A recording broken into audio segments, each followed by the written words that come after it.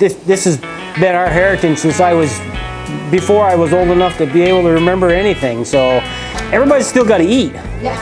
I mean, that's the big thing right there. You got to realize it doesn't come from a store. It comes from further back than that. My name is Stephen Fluery.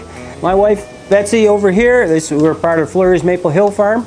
The farm has been here since 1929.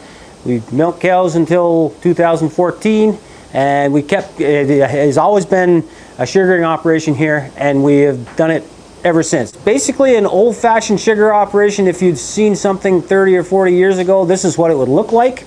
A regular back pan and a front sectional pan. We draw it off by thermometer, and then it goes into that filter tank right over there. After that, it goes into the barrels.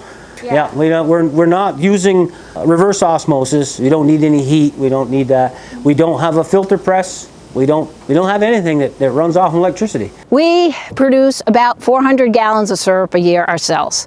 And then we also sell sap, and the guy that buys our sap produces about 400 gallons of syrup from that as well. So the total syrup operation would be about 800 to 900 gallons from these 25 acres. We can't process sap anywhere near as quickly because it is wood-fired. We don't have the RO, which concentrates the sap. But we just decided that this was his grandfather's sugar house. It was built in 1938. Yep. So we just wanted to keep it, the way the families had it for all those years. We make what we can, and what we can't, we sell. We started selling sap when we put in the vacuum, because once we put the vacuum in, the amount of sap we collected went up 3 or 4 times. Yeah. I mean, it's amazing. It was exponential. Yeah, it's amazing how much more sap you get from vacuum. In the summertime, we don't have to do anything with it. So we travel. And we actually have an RV that we put behind the farm truck, and we go wherever we want to go. In the fall is when we work up the wood. Early spring, or in the fall too, I actually look and see that the lines are all up. And then early spring, obviously it's the tapping in this part. And then when we're all done, we clean up and fill the woodshed again, and then we're all done for the year. It seems to only be going up as far as the maple industry is going. It seems to be growing its business about 10% every year. Last year it was 20% from what we understand. There's a future in it, seems to be. We all have a common goal. We're competitive against the other sweeteners, kind of, and sort of a little bit with the honey, but they're natural too. But it's the other people, the artificial sweeteners and such, and everybody is friendly with everybody. So, and everybody helps out everybody if they can. So it's a nice community. I love it.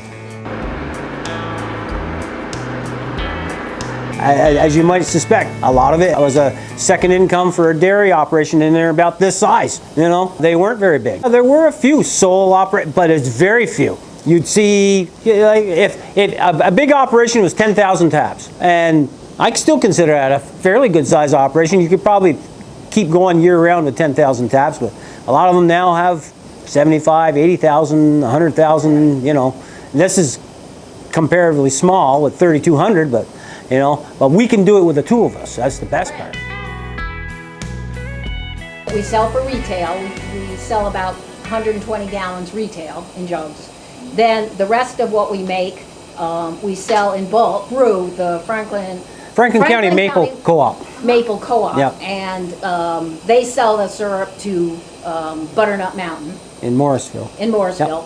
And then the third income comes from the sale of sap. I like selling it. I do like selling it. I like to see people's faces when they get some, and that's what I want. That's just what I wanted. It's a legacy, and that's what, and all those ribbons came from, various maple festivals over the last 50 years. I personally think that it's wonderful that he's continuing the family tradition. To me, that's the most important part, is that they grew up with it. His grandfather built the sugar house, and his father ran the sugar house. Now Steve's taken over the sugar house. The smaller pieces of equipment are still from his grandfather's time.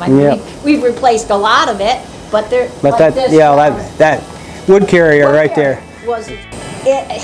It is Vermont. To me, Vermont When I moved up here, 1976, I moved up here to work on a horse farm, and I was here like a week, and I said, you know, I saw the farms, I saw the sugaring, I saw the rural people, just the country life, and I said, I'm home, and I haven't wanted to leave since. So yeah, the whole atmosphere of Vermont, just the rural farming and sugaring, and it's such a wonderful atmosphere.